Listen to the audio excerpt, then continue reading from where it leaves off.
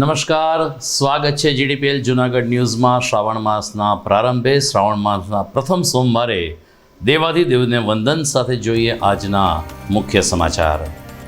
Share બજારમાં 2400 પોઈન્ટના જબરદસ્ત કડાકાથી રોકાણકારો સ્તબ્ધ.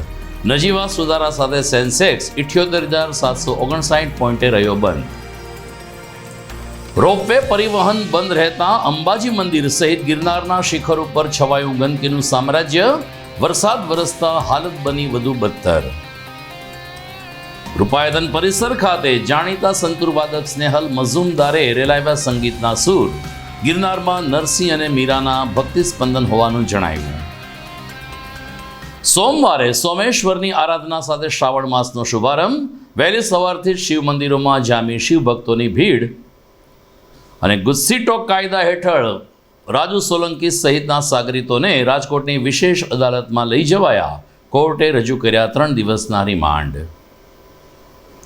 આ તમામ સમાચાર આપણે વિસ્તારથી જોઈએ તે પહેલાં લઈએ એક બ્રેક.